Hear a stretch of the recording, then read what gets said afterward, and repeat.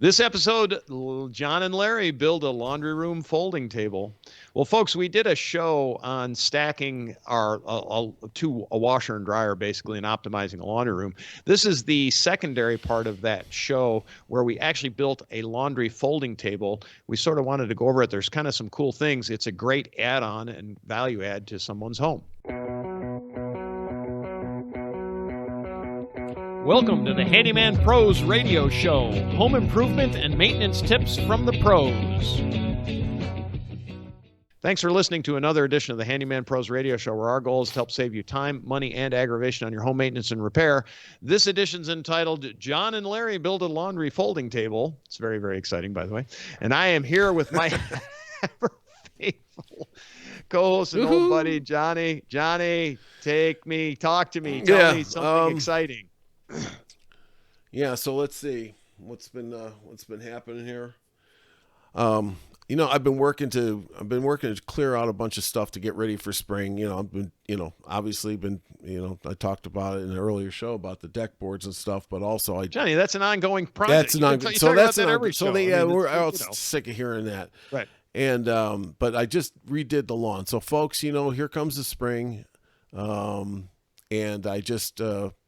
I rototilled a bunch of stuff up on the lawn. I had moss, man. If you don't have good drainage, all of a sudden you get moss and it's growing, and pretty soon it's like you can't get through it. So I bit the bullet and just ground it all up and then aerated the yard and overseeded it and stuff. And then I fertilized it. So long story short, just continued my journey to get ready for the spring and the summer.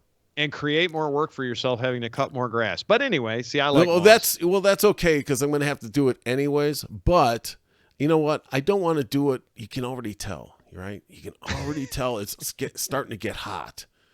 And all I could think of is I don't want to bust my butt in that heat when I could be, enjoying the work right now. So I'm trying to plan this out a little bit. Then I'll do all my indoor work. Yeah, well, that's it. Yes. It won't end. Best laid plans doesn't matter. Yeah, of course. Your deck boards will be done about 2027, by the way. Yeah. Just picking on you, buddy. Yeah. Just picking. All right.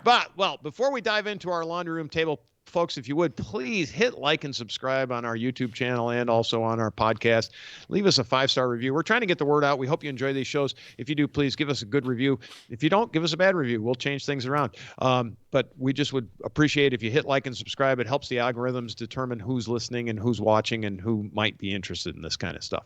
With that, Johnny, we did the laundry room stack in a just very short distance show ago, and the customer wanted to build a folding laundry table in there as well. Yeah, so in the dryer spot, right after we put the dryer on top of the washer, there's an empty spot. There is. So what they wanted to do was put a table in there, which was smart. Correct. So we decided to do that. You want to take a look, Larry? Yeah, you had some. That's a bad picture of me, Johnny. Larry, it looks like you might be wearing the same shirt I'm wearing today, because it's a little chilly this morning. So, Larry, what we're doing here is Larry's standing in the space. We're going to start to measure this thing out. Larry had built a pre-built table. We had the dimensions. Yeah. Before we left. Yeah. So, this was a 32 by 36 inch, just basically rectangular shape was the space.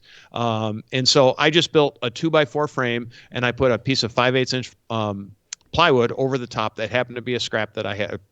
But I mean, I had a sizable piece left over, and so that's what we used. Really simple construction. It's just, again, it's 32 by 36. We did that for a reason, because we are going to tie this table part into the walls, into the studs, with big long screws. And so somewhere, I think, John, you have a picture of us doing that.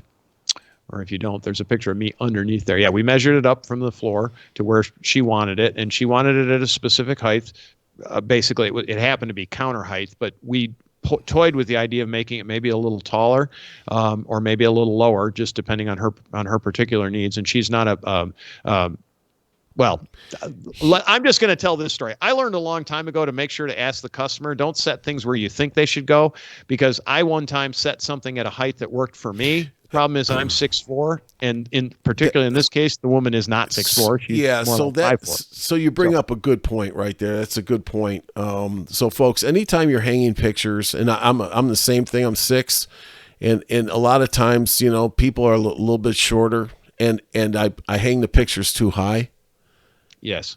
You know, to my eyeballs, right, or above, and I'm like, yeah, you know. So I'm right there with you, man. I'm right there. I'm right there with you. So, let me also preface the rest of this show is to say that a lot of folks out there, I've been asked about tables in laundry rooms. Yes. So this must be a big thing now going around.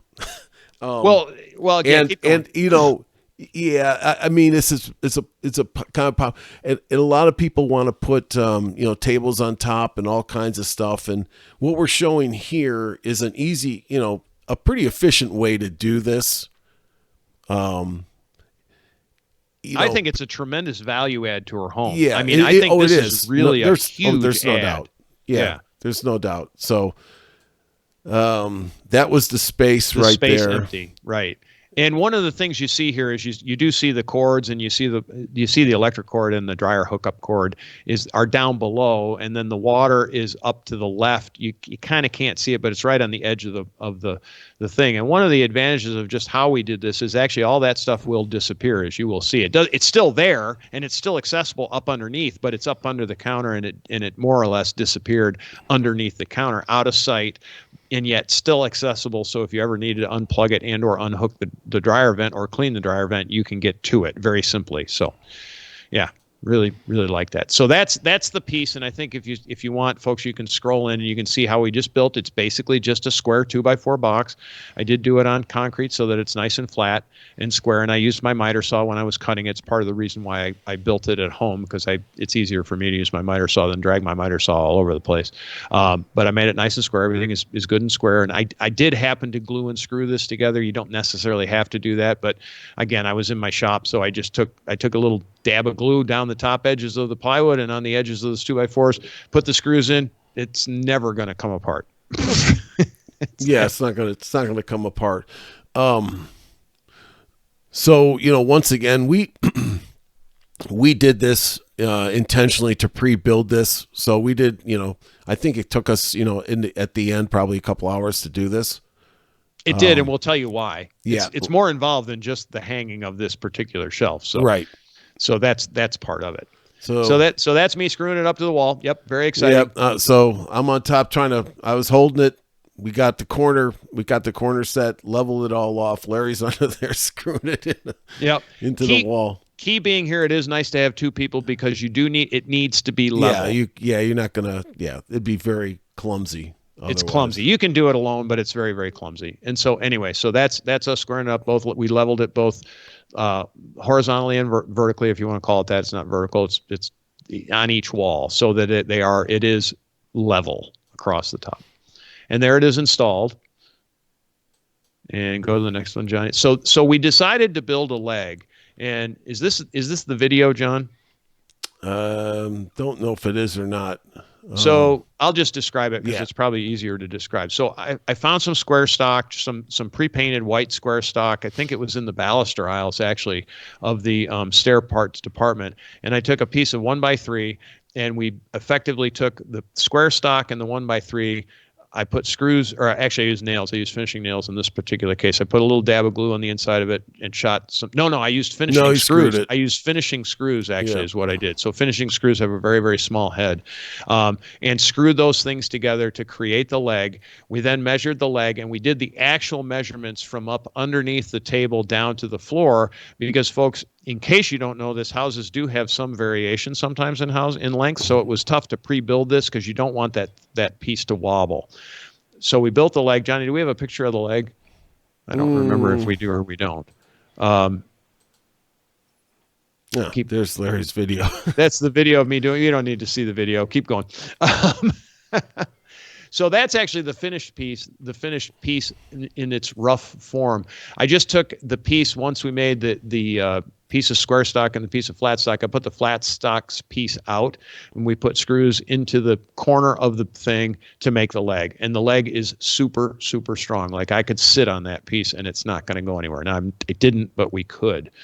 So as you see it now, it is a piece of 2x4 with a piece of bare plywood. What did we do next, Johnny? Oh, there's the leg. That's an even better picture on the leg.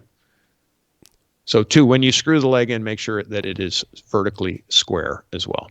So stick your level on. Okay, so we had the bare plywood. So we decided, and mostly this was at the customer's urging, she had some extra LVP that she had done from the floor downstairs in her home. So we said, well, hey, we'll cover this with LVP. Why not, right? It's waterproof. It's durable. It makes a perfect tabletop. So this is just a picture of some of the planks of the LVP. Now it's typical LVP. Just measure the length of it, and then we'll click it together. So scroll through some of the pictures, Johnny.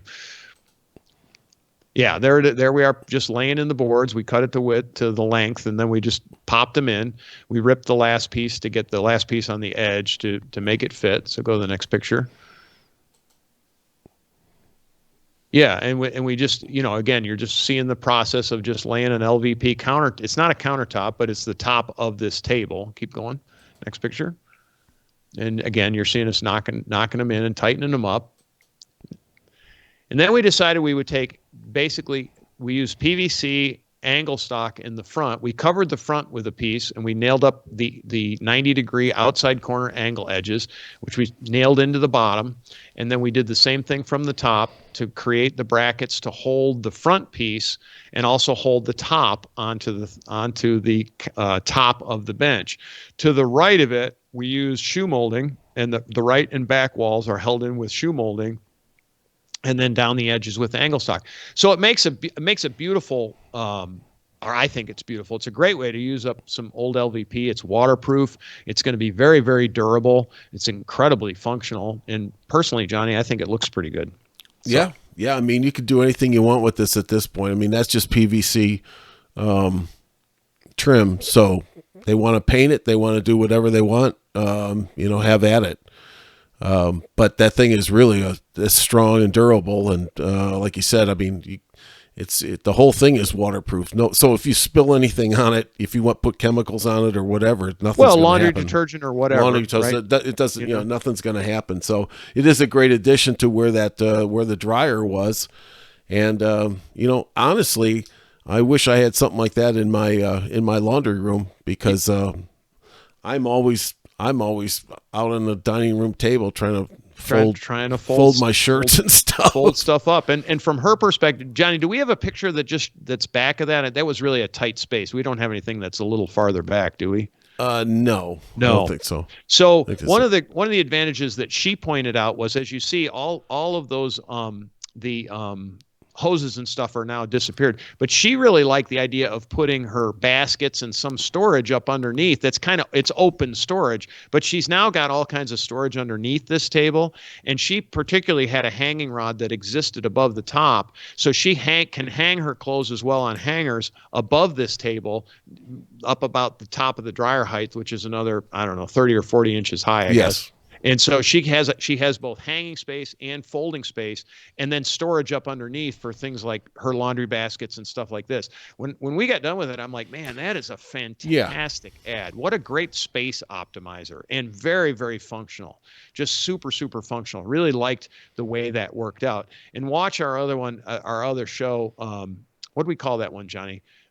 Stacking. I think it was stacking laundry machines. It's a couple weeks back, but you'll kind of see they actually had the cabinet in the wrong place and all this kind of thing. I was like, this is insane. It was a terrible use of space. And so we really optimized her laundry room out. And not that that's exciting, but as we always say, or I always like to say, it's the things you use all the time that really make a difference in your life. And she has 3 boys. She does a lot of laundry. Yeah, this thing's going. Their laundry machines are going like crazy. I will say, logistically, this laundry room is on the upstairs of the house, right? And if you take the laundry out of the room, and let's say you were going to do the folding and things like that, there is no place around there, if I'm thinking about it, that you can just turn around and just put it on a table. It would either have to go into their master bedroom, or she's probably folding all her laundry on the bed in the master bedroom, and it's just this is really a convenience. Big time. Oh no, it's I loved doing this project, and I'm going to tell you why. Because I know that when she uses this thing now, her life just got so much easier. Like it actually, when I think I said that to you when I left. I'm like, this is a real game changer for her. Like she doesn't even realize yet what a game changer it's going to be, because she just what a mess. Yeah, it's fantastic. Not a mess. That's not really the right word, but it's just going to really optimize her life. She's going to sit there and go, man, I'm so glad I did this. I'm so glad I did this. I think one of the tips I'm taking away from this, one of my takeaways is when I've been asked, I think 2 or 3 times about putting a table in, and even if it's not stacked, up over the top, that this kind of methodology would work, and using LVP for the top would be, a good way to go. Now, some people wanted to buy, those big pieces of butcher block and stuff like that. Oh, sure. Which is fine. Yeah. What happened here was pretty inexpensive. It was very practical and good looking, in my opinion. Yeah. I've done this. This is now my second one that I've done like this. I actually did one for myself like this, where I put LVP over the top of actually as a workbench. But great on a workbench, folks. If you want to build yourself a workbench, you want to make it, we'll chemical probably wind up doing some. We'll probably talk about this in more detail about the uses for LVP and things like that of what we've done. I think that's a good topic to have. But something just to, folks, think about this. And, Larry, you pre-built this, Yes. It was, so all we did was just walked in carrying this thing up the stairs, and like you folks saw, just bolted it on. Yeah, bolted it on. It was really a pretty quick, pretty simple project. It really, and I hope you kind of see it came out looking really, really good. I was very, very pleased with the outcome of the way it looked, and the functionality, as I just said, I think is tremendous for this particular application. So she asked Larry, she said, well, what's it going to look like? And Larry said, well, it's going to look like a floor, only higher. It does, right? Smart ass. But here's the other side of it. So if you don't like it, change the LVP out, right? If you don't like it, exactly. And you folks know LVP. This stuff comes in all kinds what of. do you want? Anything. I mean, we just did some for a floor that looks like tile, like true tiles, and they happen to be. I'm trying to remember. I think they were 18 by 24. Yeah. You couldn't tell it wasn't tile. I mean, until you stepped on it, then you could tell it wasn't tile. But man, I was like, this was in a basement over concrete, and it looked great. I mean, it looked great, and it was just like in a mud area, like it was like where you'd walk in from the outside the door. I was like, man, this looks nice, and this is smart, because this is where all the mud collects and all that kind of thing. Anyway, be that as it may, lots of uses for LVP. Yeah. You're right. You know what, Johnny? You're right. Let's do a show on that. Let's do the show of the other uses for LVP. And guys out there, if you want to build something like this, I mean, you can even put tile on top of it. The sky's the limit. But the whole methodology of this is just having that pre-built thing and just thinking this out first. And then, how long did it take you to build that square? Or whatever, maybe a half an hour, maybe. Yeah. So I mean, you were on the phone with me. We talked. There's really nothing. Thing, there's really nothing to it. You folks saw it, so I like the idea. Yeah. You could put tile on it. You could do. Gosh, you could do just about anything. Really, you could do just about anything on it. But just a great use of time. All right, John. What else we got? That's it, Larry. We don't. Nothing about the spaceship, Johnny. I don't know that they have tile in it. They have LVP, or did they? What's the probe made of? Like you said in the last show. I don't want to talk about any more screws and things like that. All right, folks, with that, we're at the end of the show, my God. If you have any questions, comments, or concerns, please don't hesitate to send us an email, questions@handymanprosradioshow.com. We are also on Facebook at Handyman Pros, and please do like and subscribe both our YouTube and our podcast. Johnny, with that, take us home, baby.